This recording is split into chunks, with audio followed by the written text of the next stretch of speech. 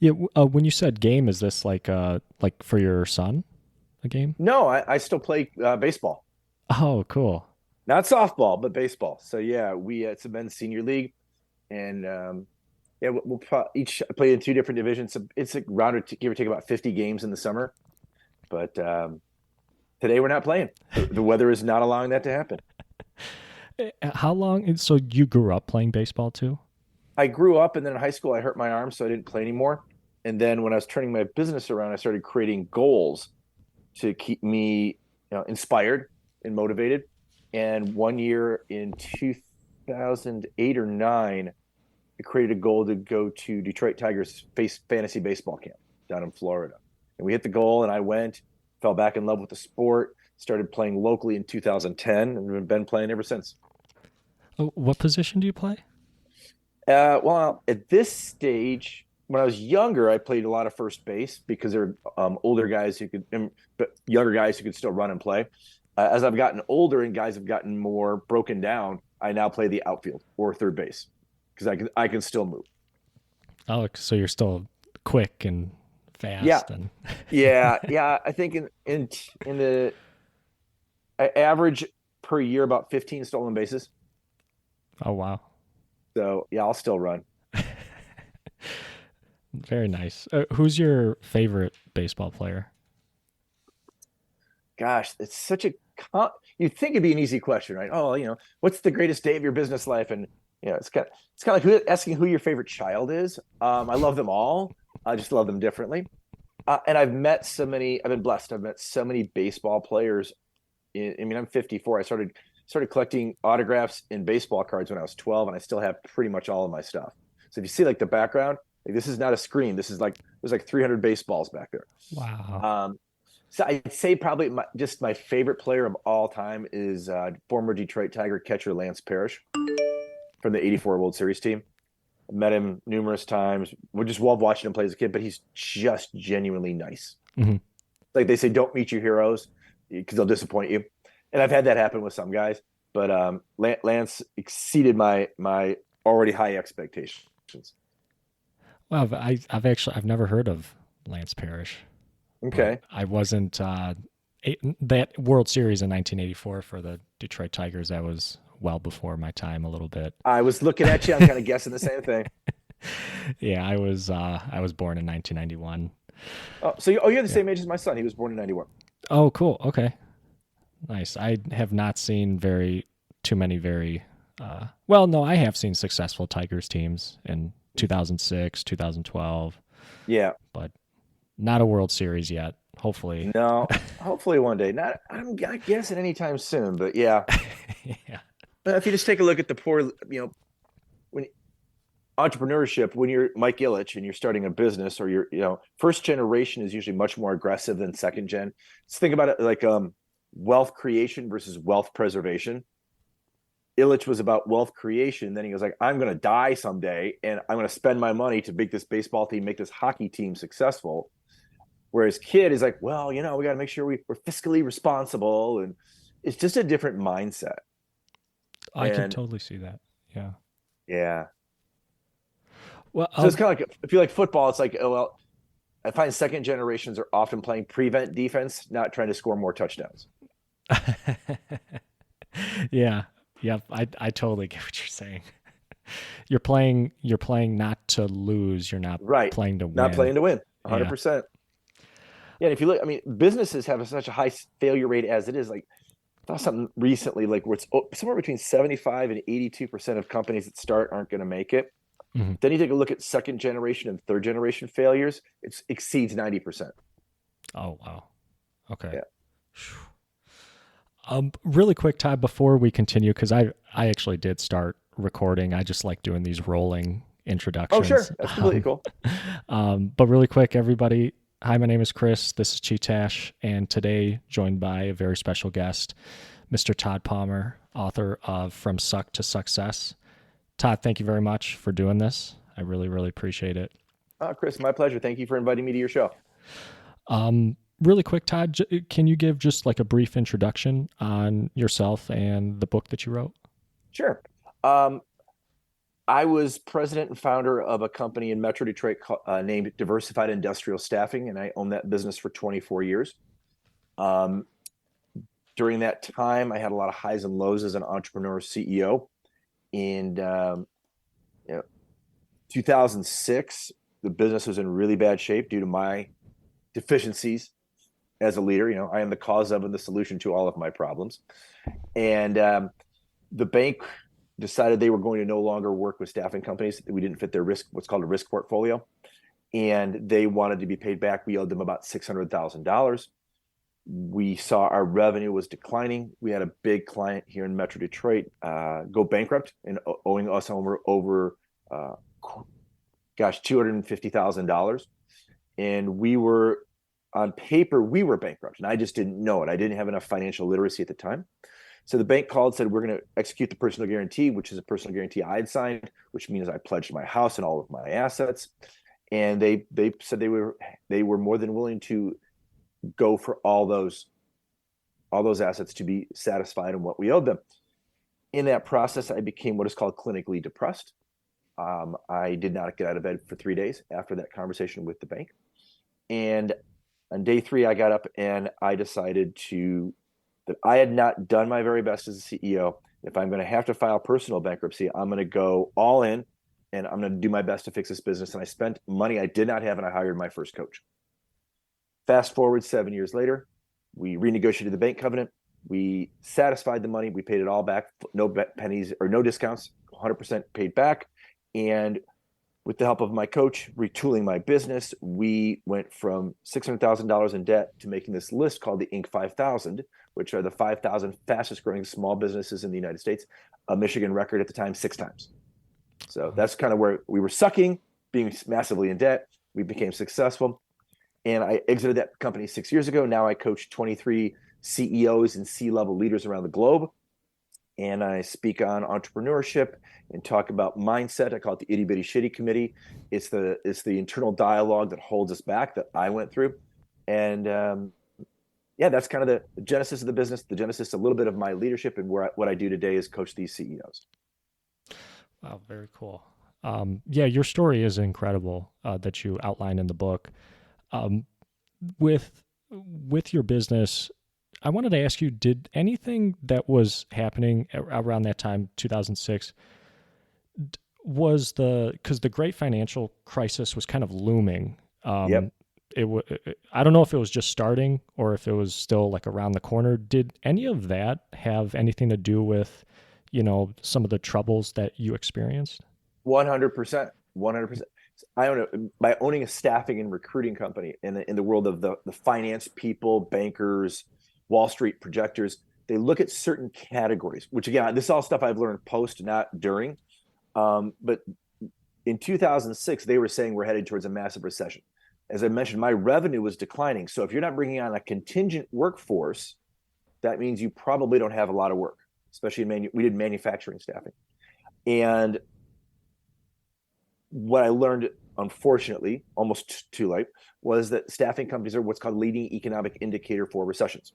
So we were declining. Our clients were discharging us in bankruptcy. They were placing less orders for people.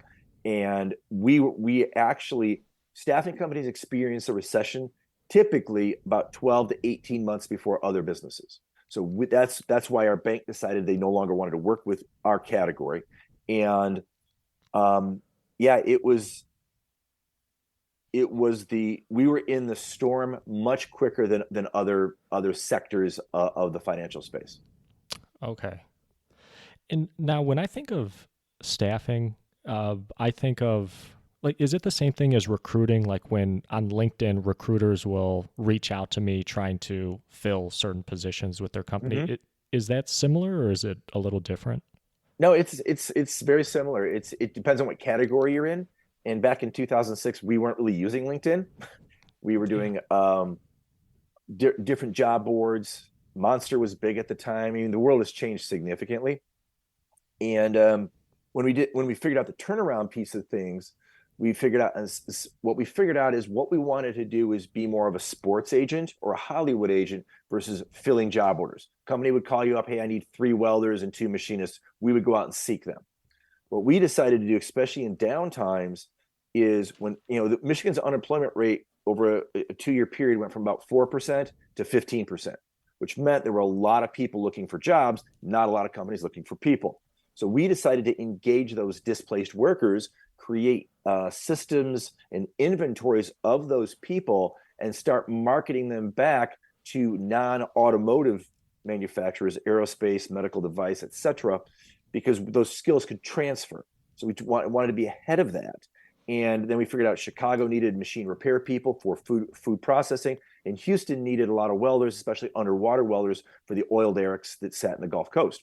So we figured out these 3 categories. We decided to own the inventory and sell it back into the marketplace. Okay. I like that. Like viewing it as a Hollywood agent or sports agent versus you're just taking like a request from Right. somebody. Yeah. Well, we felt when we took the requests, we were a commodity, and there was, they were calling us, they were calling our competitors, and it was a race against the clock to fill the order. We felt if we controlled the candidate space, we could actually do a couple of things. We could sell it back into market. We could call a company, and it became, well, we're not hiring. We pretty much knew that when, this is back in the days where actually people would pick up the phone, and they would say, we're not hiring. So great, we understand. When you do anticipate hiring, what do you think is the hardest thing you're going to need to fill? And we would track that, and we kept seeing these patterns in these cities of what businesses were they were going to need. In Michigan, it was, high-end CNC machinists. There was a thing called Mazak Mazatrol, which is a software. Think about like your iOS phone getting an update. Well, machines and manufacturing have a program language also. Well, we figured out if we can own that inventory, since that's the first thing that's going to turn around, we'll just start selling it back in, and we'll start selling it back in. All of a sudden, these companies started saying, yeah, we're not hiring anybody. Oh, that's too bad. I got this great Mazak. Oh, you got a Mazak guy? Oh, well, we'd like to talk to him. And so what we figured is if we control the inventory, sell it back to marketplace, it gave us 2 advantages. One, we could charge more because I've got a rarity. It's, like in the collectibles market now, I got a 1 of 1. I got a rarity. Second thing is we would get paid faster because we then controlled the supply chain back into the marketplace. Well, our payment terms are 90 days. Well, our payment terms are 7. Well, we can't pay that. Well, when do you pay your people? Pay your people biweekly. Great. We'll work with you. We'll go 14 days. So when you pay your employees, cut us a check for our employee. Because we found out that the client stretched us to $250,000 in unpaid invoices. We weren't a staffing company then. We were their bank. And they were pushing off all their payroll onto us, having no intention to ever pay it off. And then talking with people who are in the financial space later, like, oh yeah, that's a typical behavior pattern for distressed businesses, is to put all your payroll onto the third party. Again, I had a very expensive lesson. It's the MBA. I paid $600,000 for my MBA. Oh wow. Yeah, that's an expensive MBA. That's, um, early on in your career, I know you mentioned like years ago you weren't using LinkedIn. Even looking back further than that, like when you were first starting out, like what were you doing then that people don't really do now in this staffing space? Like, are they using more? I know you kind of highlighted it in your book, like using more yellow pages and actually like cold calling people versus right now. Do people still do that? Well, I've been out of it 6 years, so I don't want to talk about what people are doing next. It demonstrates my space, my separation between. I coach 3 staffing companies. None of them do really any cold calling. It's mostly email marketing, things like that. But back in the day, yeah, I took a picture one time of my desk because I literally started in the back of a buddy's other business, and I had big old yellow pages sitting on the desk and a phone that connected to the wall. That was literally the business at one point. What we used to run newspaper ads, they were big at the time. That was my biggest expense item for the first couple of years. A lot of word of mouth, a lot of signs on the street kind of thing. And then we found that if we were able to get into certain community, we were doing general labor staffing. So we call it pushing bodies. You need 15 people. They don't care if it's the same 15 people. They just need 15 people to show up on a production line to push things down the conveyor kind of thing. So we would find these leaders in some of these communities on the east side of Detroit, down in the downriver community, for example, and we would pay rate was like, back in the day, it was like $8 an hour. we'd find these people who were kind of like leaders in the community. We'd pay them 10. They would go rally up the people. We'd give them a bonus if they filled the bus, because the bus would pull up, put all the people on the bus, drive them off, drop them off in Ypsilanti, coming out of, downriver, drop them off in Mount Clemens, coming out of the east side of Detroit. And those we used local feet on the street even. So it's changed quite a bit. And the flip of it is now too, because I do keep a little bit of a pulse because I do coach people in that space. There are anywhere, give and take, depending upon the data you look at today in 2023, anywhere from 8 to 10 million job openings in America every day. So it's a candidate controlled market because the candidate has more options than the consumer. So the businesses have to offer signing bonuses and better benefits in a lot of cases, things like that. Because if I don't like working for you today, Chris, I can go work for John or Sally tomorrow. Mm-hmm. Oh yeah, 100%. Yeah. Really quick about cold calling. How tough is that? Like, is that a tough thing to do? I can only tell you my experience. It was awful for me. It was torturous. It tapped into deeper fears of being rejected. It was really, really, it was the biggest bottleneck in my professional career, was my struggle around cold calling. So when I turned the business around, I took a look at here are the 3 or 4 things I do pretty well. Ran them past my coach to get a third party perspective on it. And then I started hiring other people to do the things that I wasn't good at. So I tell my CEOs now, if you're struggling with something, there are 3 options I see you having basically. You can automate it, you can delegate it, hire it to somebody else, automate, delegate, or outsource it. So if you're not good at something, someone is going to be good at it. I had some great recruiters who were really good at it. They were fearless. I would just listen to them and I sit there and I just admire them. It's like, if you're playing baseball, I'm a good hitter, but I'm a terrible pitcher. So I respect anybody who can pitch. It's like they just have a skill set that I don't have, but yet the team needs. Well, in a business, you need people who can sell. You need people who are fearless, and you need people who don't. They can either deflect the no, or absorb and learn from the no. But that was just not my sweet spot.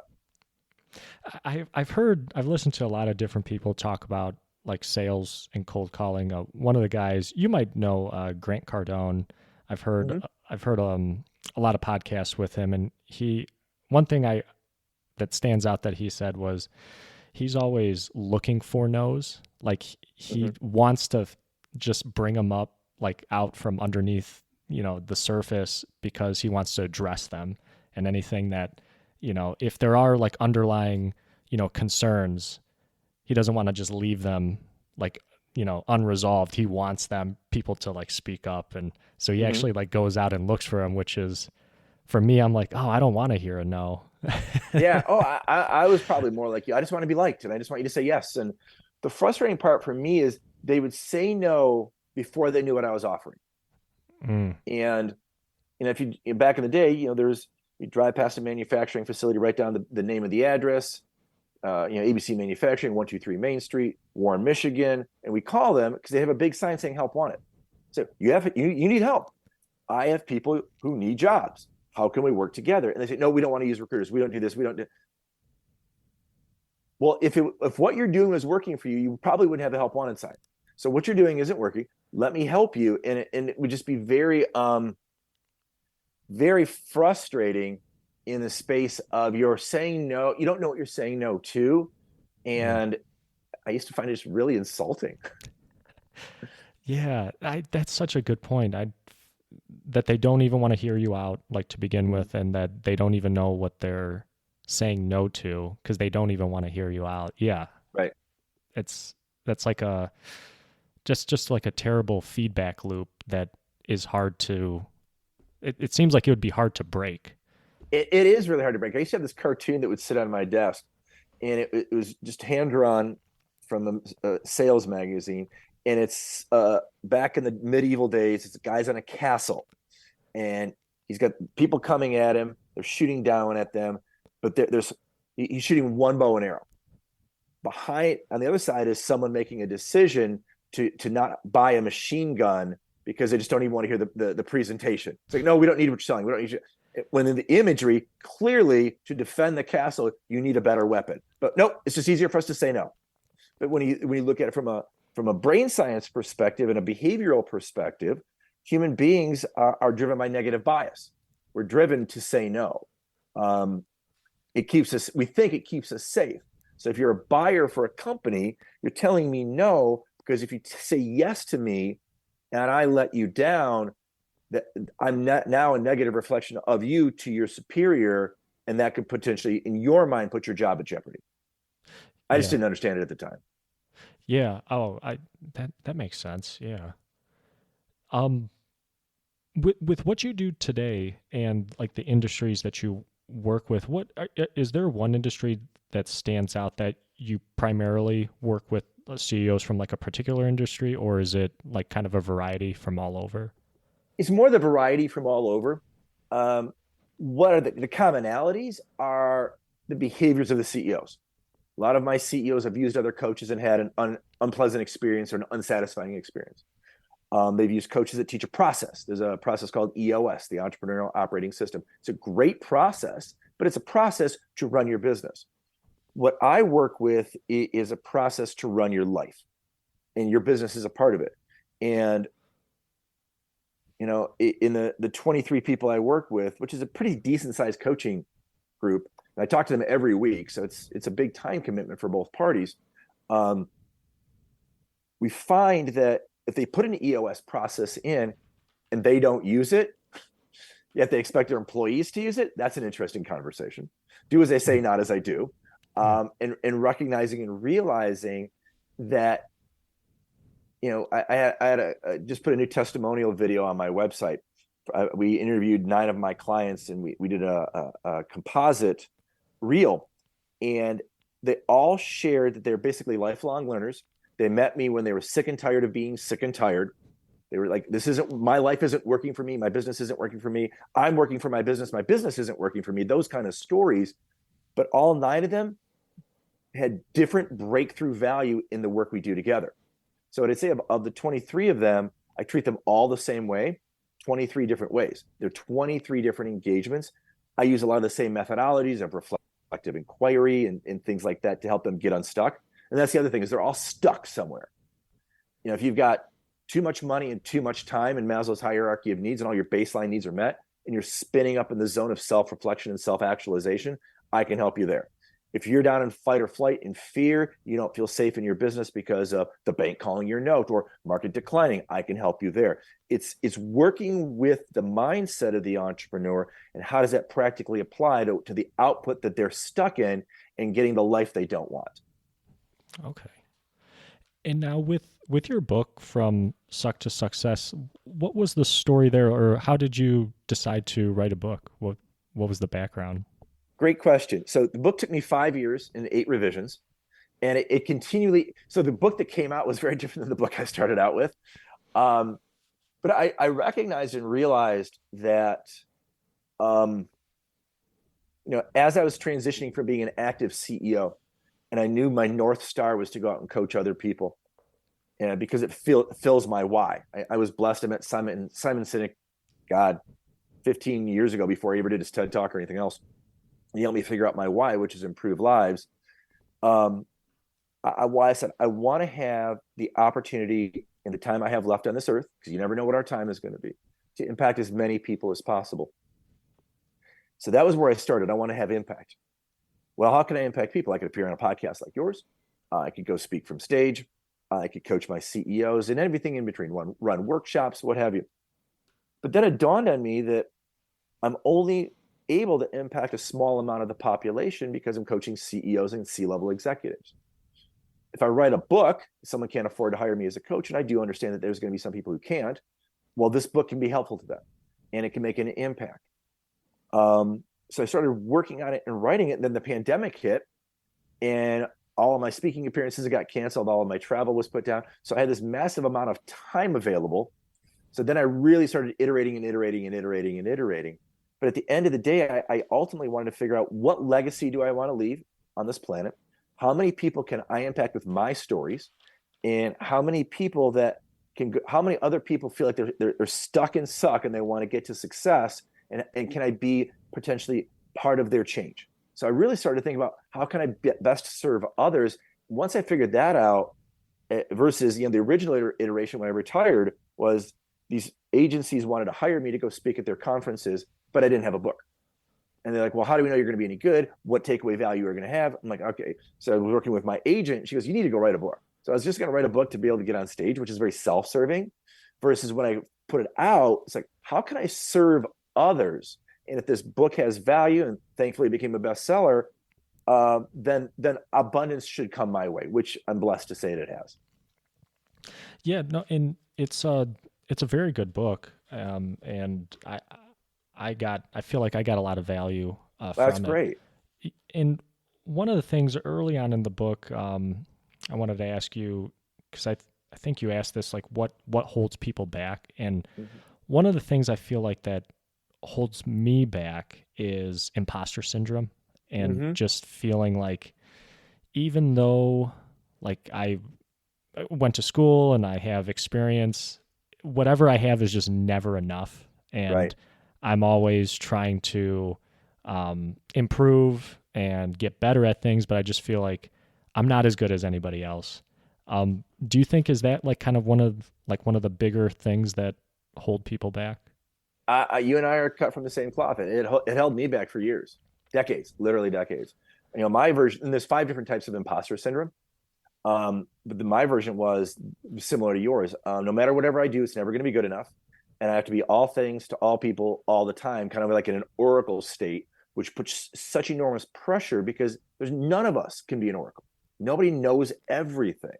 Um, and then my internal self-talk, like I talk about in the book, the itty bitty shitty committee, would then start having these meetings in my head talking me out of things. And I remember when I hired my coach, Greg said, so what do you think you should do in the scenario? And I said, I should do A, B, C, and D. He's like, that sounds great. Why didn't you do that? I said, well, I started thinking I don't know all the answers. I started talking myself out of it. And then I started talking to my leadership team and they talked me out of it and da da da da da da. So the imposter syndrome for me impacted my confidence.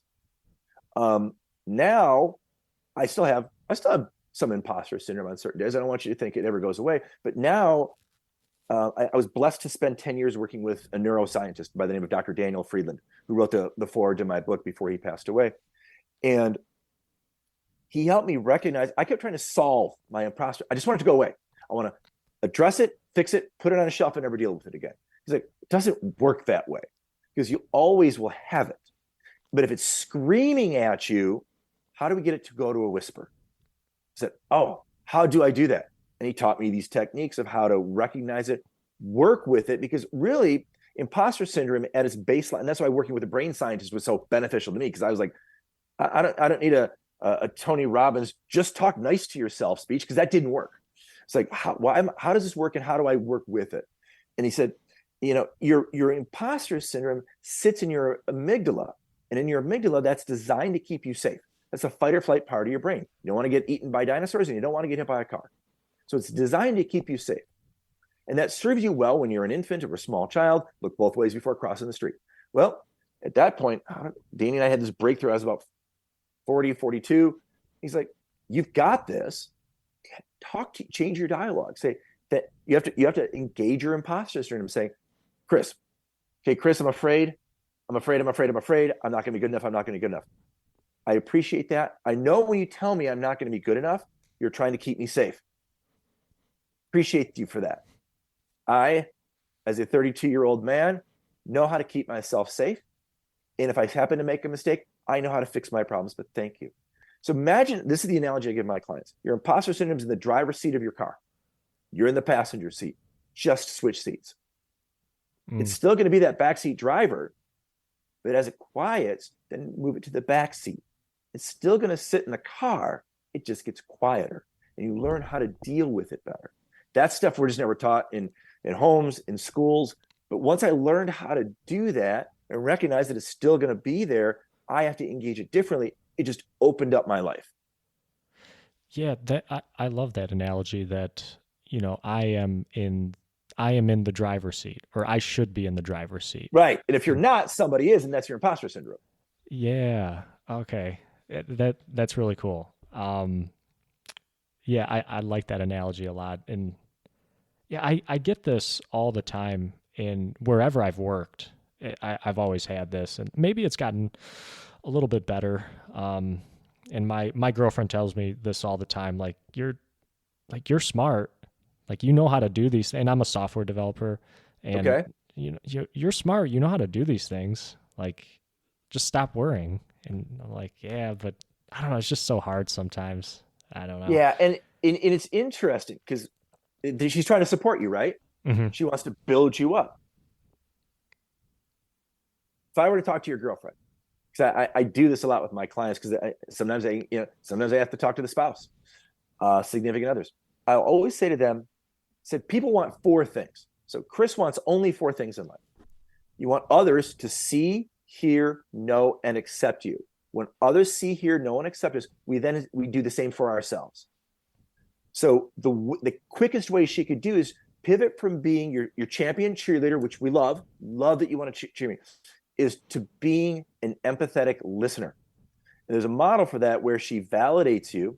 She asks you massive curiosity questions where then instead of her telling you, you got this, you come out on the other and say, hey, I got this. And it's just a different technique versus being your cheerleader. Being a cheerleader has limited effectiveness. And I know her intentions, I'm sure, are very sweet and honorable. It's when she mirrors back to you. So it sounds like you have some fears. Oh man, I am freaking out. I'm not sure I'm gonna be able to write this code. Clients coming in on Monday, blah, blah, blah, blah. Whatever story you're telling yourself. Hmm. Oh, that Chris, that totally makes sense. You're seen. She mirrors you, you're heard. She says that makes sense. You're now known. And it just rebuilds your internal dialogue through the reflective inquiry she's giving you versus being the cheerleader. I, that's funny. That kind of reminds me. I read a book. What was it called? Never Split the Difference by, Oh, with Chris Voss. yeah, I love Chris Voss. yeah. I've watched a lot of interviews with him, and I really liked his book. And I think in the book he talks about labeling, and Mm-hmm. from a like hostage negotiation perspective, he would label their emotions and saying, "Oh, it sounds like you're upset," and then, "Well, yeah, I am upset," and yeah, Tell me more about how upset you are. yeah, What's upsetting you? Yeah, that's reflective inquiry. So a really good friend of mine, I just talked to him on Friday, is works for Chris or works with Chris. I'll be very clear in case Jonathan hears this. He works with Chris, not for Chris. And I was telling, because he started looking at the work I'm doing, I started looking at the work they're doing, and John does a different kind of consulting. And the reflective inquiry stuff blends in beautifully, and it's almost, twins to the work Chris Voss does in Never Split the Difference. So if you like that model, you'll love the work of Dr. Marsha Reynolds.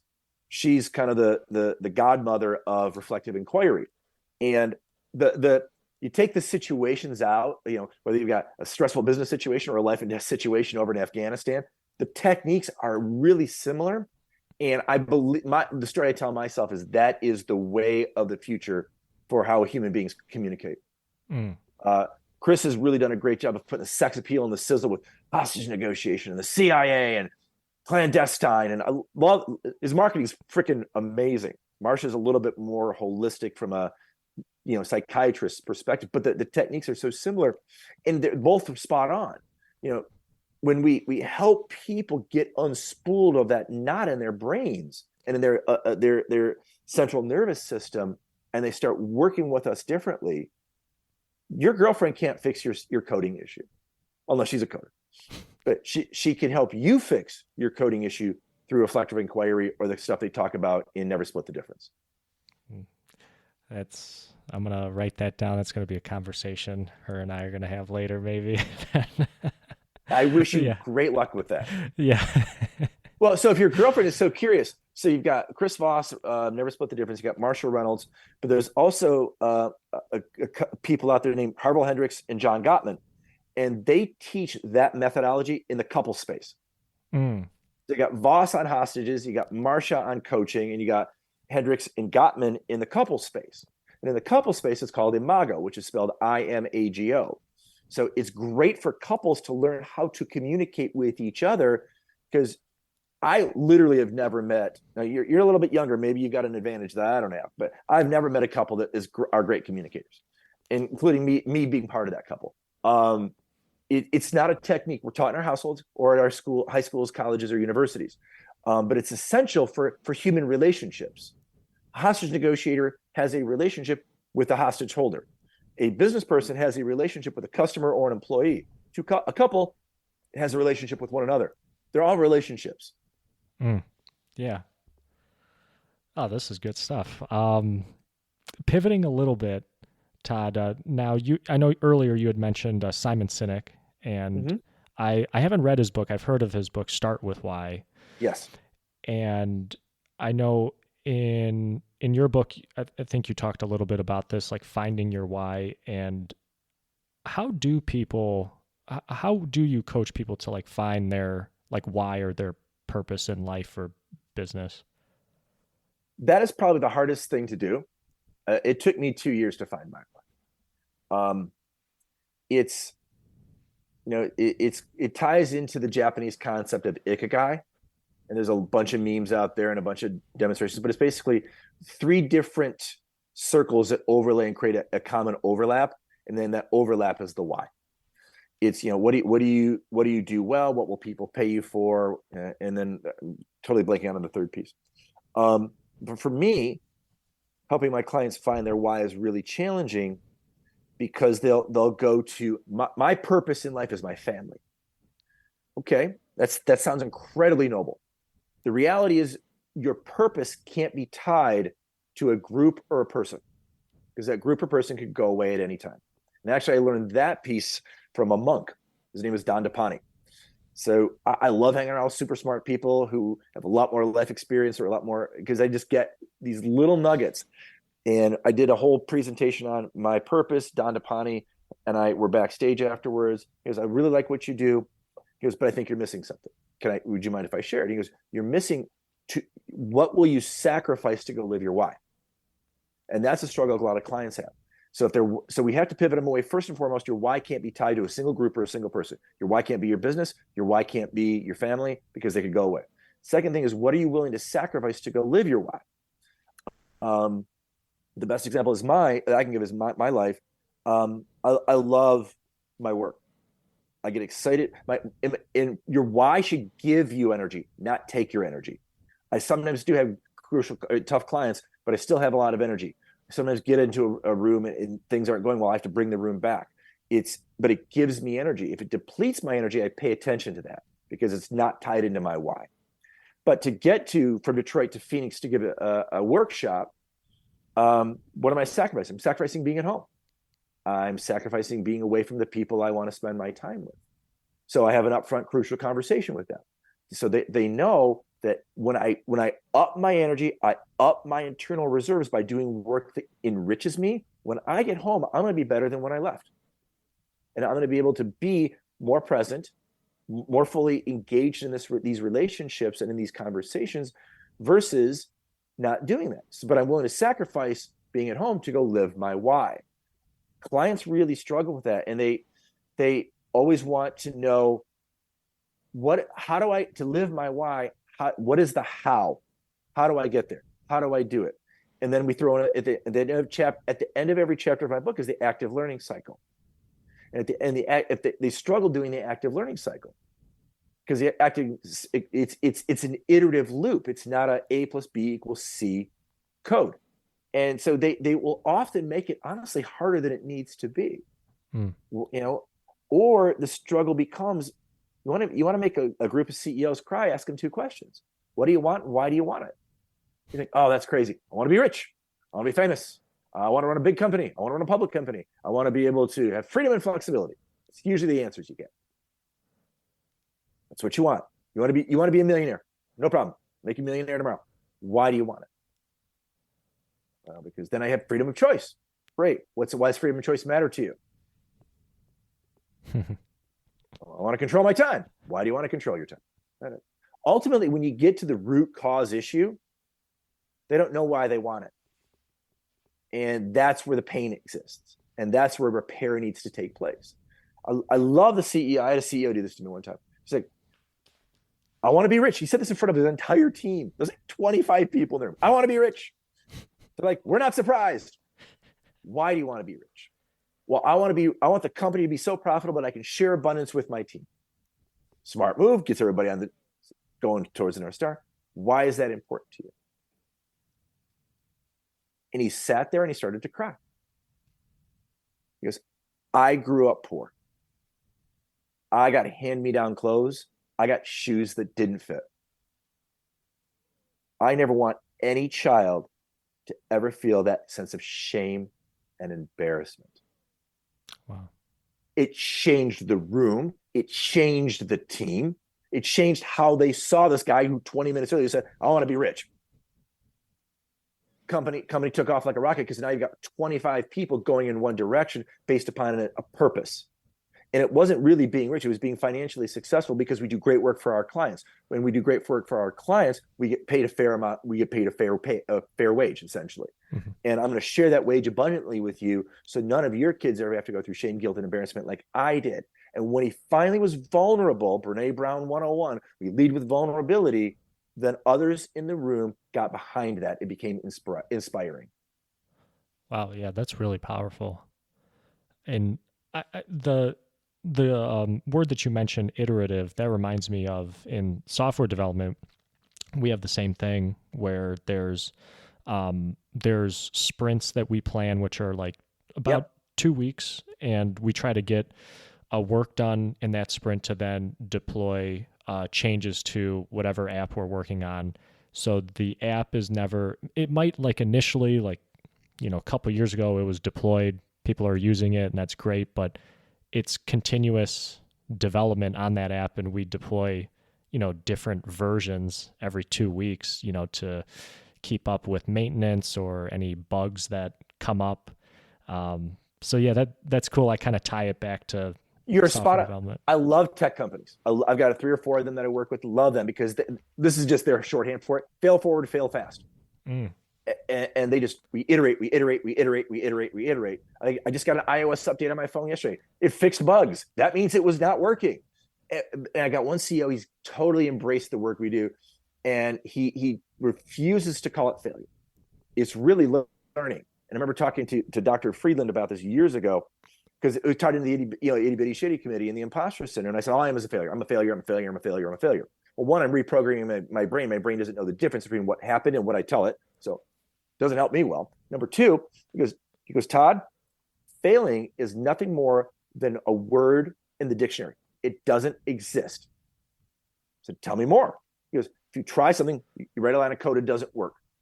You just learned something, it doesn't work. You didn't fail, it doesn't work. So now we need to find a way that does work. So failure doesn't exist. Replace the word failure with the word learning, because every time I fail, it's just another step along my path to being successful. That's really what it is. And it's getting people to reprogram themselves around that, because they think, well, if I just tell myself I'm a failure, I'm going to work extra hard because I don't want to be a failure. That's not true. If you realize you're learning and that you're going to not get it right the first time, then that's part of your process as a programmer or as a human being. And especially as we parent or we lead teams, if we can pass that knowledge and that expectation of behavior onto others, like, hey man, chances are there's gonna be a long process, and we're gonna do a sprint. And in this sprint, you're gonna have a lot of ways that it doesn't work. So keep your head down, keep grinding, keep asking questions, come to me with things. Let's brainstorm this thing out. What did you do? Let's see what didn't work, and let's see what can potentially work in the future. Yeah. Now, I guess one random question, speaking of, I know earlier we talked about Simon Sinek, and you said that you met him, actually? Mm-hmm. Yeah. What was the story behind that? So yeah, I did a learning program through a group called EO, the Entrepreneurs Organization, from 2003 to 2006 to learn best business practices out at MIT University in Boston. After that, I got invited to be in a secondary class, and one of the speakers that year was Simon Sinek. And he hadn't even written his book yet. I don't think he even had his TED Talk yet, but somebody met him and they invited him to speak at our conference. We didn't have any money, so we didn't pay him anything. I think we paid for his hotel or his flight in, and he did the 3 circles. And I was blown away. And I hired him to work with me because like I need making money for me was a scorecard, but it wasn't fun.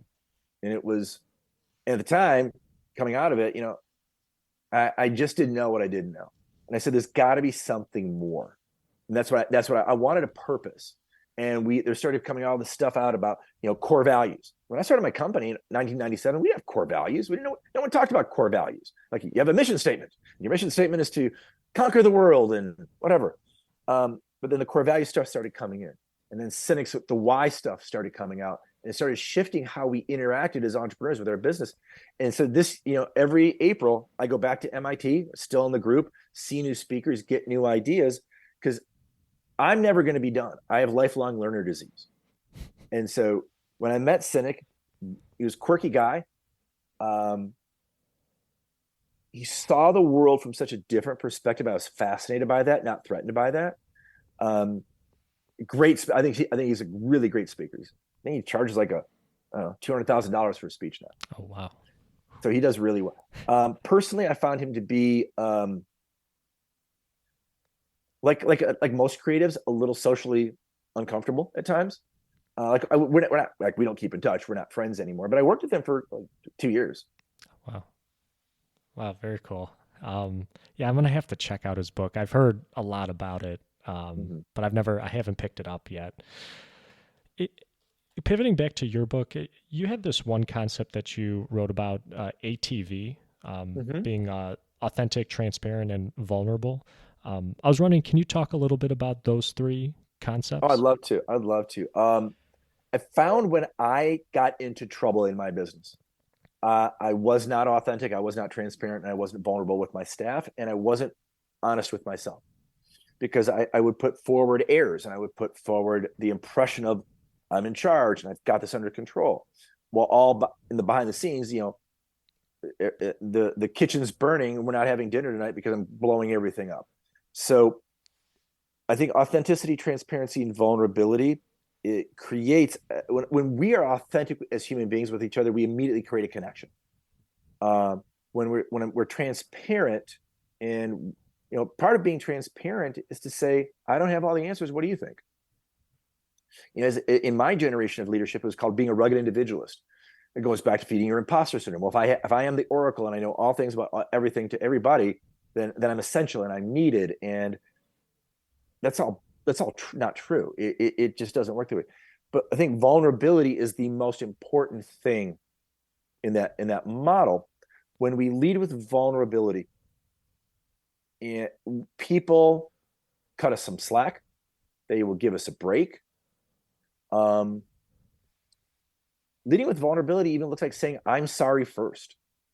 Hey, we had a big confrontation in the boardroom last night. I was thinking about this morning, man, I screwed up. I'm really sorry. I was not respectful to you. I did personal attacks versus staying on the topic. My part in this is I didn't come in it from a good headspace, and I owe you an apology, and I'm going to send an apology to the rest of the board. That's powerful. Vulnerability has degrees. I'll go on stage and talk about the 2 worst days of my life every day because I'm comfortable doing that. I know that my audience will have judgments about what I share, but I know my audience will never judge me more harshly than I judged myself. So I'm good to go there. Someone said to me, well, I should just be vulnerable with everybody. Oh gosh, no, that is not a safe thing to do.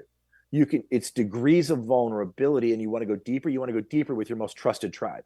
You don't want to go out there to a bunch of strangers and talk about things that you're not sure what the backlash is going to be. Pay attention to that. I think anybody who's interested in, I coach of my 23 CEOs, 14 of them are women. And it's fascinating because we'll spend more time in the vulnerability category talking about how I'm vulnerable with them and they're in a safe space to be vulnerable. We create psychological safety with somebody. You've got to be vulnerable. And I've got one client who's a big Brene Brown fan, and we talk about her a lot. And then she started watching this TV show called Ted Lasso, which I had not seen. And she starts calling me Todd Lasso because she goes, gosh, you remind me so much of Ted Lasso being so vulnerable, talking about all these things. And when I coach people from a space of being vulnerable, it allows them that safe space to come out and be vulnerable because they're not used to doing that. it's we live in really tough times, especially I argue my female CEOs sometimes more than my male CEOs. You can't you, if you're a male CEO and you're in command and in charge and leading a room, you're seen as strong. If you're a female CEO and you're leading a room and you don't do it just with a nice enough, positive enough language, enough sprinkles of sugar, you're seen as a bitch. Mm. And they report that. I've watched them, and that's not cool. That's not true. They're doing that masculine behavior, but they're seen differently. And the ones who are most effective is we've helped them break down the opinions of the staff so that everybody we're on the same page. And I help them to be authentic, transparent, and vulnerable so much more often than my male clients because they have a higher wall to climb based upon the perceptions of others. Mm. Yeah, I totally get that with the comparison between female and male. Pretty sure I've seen that like throughout my life, in various jobs that I've had. Like if I've had like female managers and male managers. Yeah. Now, one other thing that this was kind of cool, and I know later on in the book you talked about um, giving and giving. Was it giving more than you're comfortable with? Yeah.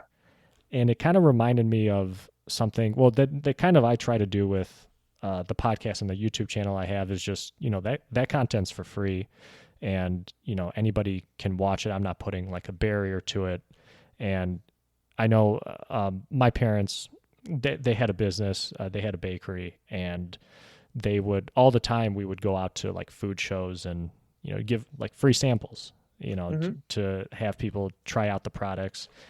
I know in music too, I see a lot of artists, they just upload their music for free to SoundCloud or, have their album for free for download for uh, whoever wants to listen to it. How important is it to kind of give people access to like whatever you're producing? Is it more for like them to try it out, and then does it kind of build like a trust factor between like customers and yourself that, hey, I want you to like this, I want the feedback from you trying it out, let me know how it is. Is it kind of like that? Well, I got a lot of that. I think I even credit him in the book is Gary Vee about give more than anything else. And the way he grew his platform when he had his wine shop is he would give all these tastings and these samples and all this content and how to pair wines and what wines do this. And I'm not a wine person, so that's all I'm going to talk about on the wine. But I like the concept of what he talked about. So what I found was givers gain, and if we give more, we get more. It just comes at us differently. We just never know. Um, whenever I whenever I can, I'll give away copies of my book for free. And you know, if someone wants to buy it, great. But if especially younger people, some kid says, "Yeah, I'm really interested in your book. I just can't afford it." I'll just send them a copy. It's I think it's important for people we should care for each other. And I've given free coaching sessions to people. Now I won't coach somebody for free. There is a boundary to that. There is a limit. Um, but if I had someone who heard me on a podcast when the book came out, and he was like in Nigeria, some third world country. And he sent me a really nice note, and he said, he goes, I make like $8 a week, and he goes, so I sent him a copy of my book. I Mm-hmm. mean, it was probably $50 to ship it there. Plus the book cost $15. That's 65. It just feels good to give. The Also, if you look at the brain science behind giving, if we are struggling, if we're having a bad day, we're having a blue day, or we have had a bad week and we're feeling a little depressed, the quickest solution I found is to give abundantly. And you think, well, I'm already feeling like crap. You want me to give? I'm already feeling low. You want me to give more? Well, it's the reverse process. When we give more, we show gratitude, we show appreciation, we give abundantly. We actually release new chemicals in our brain to help us. So it's a reciprocal relationship. I remember during COVID when I lost all my speaking opportunities because the world shut down. Talked to Danny, And he says, give more, don't give less. My coaching practice grew 600% in 12 months because I just kept giving. I coached 42 CEOs in 67 days for free. Wow. Crazy thing is, none of them became clients. None of them. But the good word about me and the people they knew. I mean, I coached a person who had a home based Avon business, and another one had a home based fitness business, and I coached this other CEO who was planning to file bankruptcy, and we had a long 2-hour conversation, and she decided not to file bankruptcy, and now we stay connected on social media, and her business has rebounded. So that's the joy. But when others say great things about you because you've given to them abundantly, that's the best marketing I've ever used. So I just think if you can give abundantly, do it. Do what you can. Again, I guess I'm not going to coach somebody for a year for free, but I've given free sessions. I've given copies of the book for free, because you just don't know. You don't know. And this is the interesting part too, where I got a little bit tripped on this recently. I was talking to a friend of mine, and I said, I'm doing a lot of this giving. I never know if it's ever going to, I don't ever know who it impacts.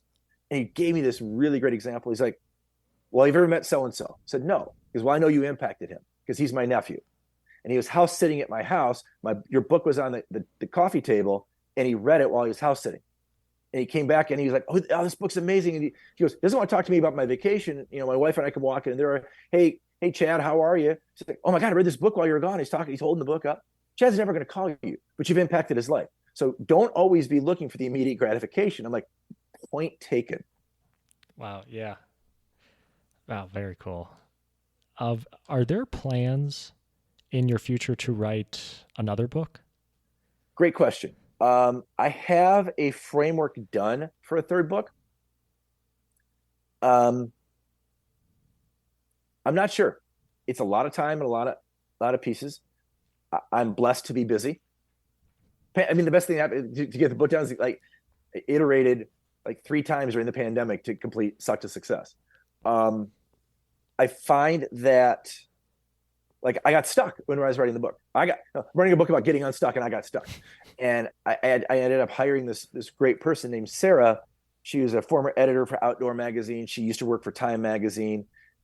Great credentials, and she would just help me get unstuck around like the final 15% of the book, because I was just she was just essential. But Sarah costs money, so there's that. And I still get a traction off of the current book. So it's one of those weird things. I just, chances are I probably will. It's going to be, I just got to set the time aside or find a good collaborator, because I'm super busy when I wasn't before. Mm-hmm.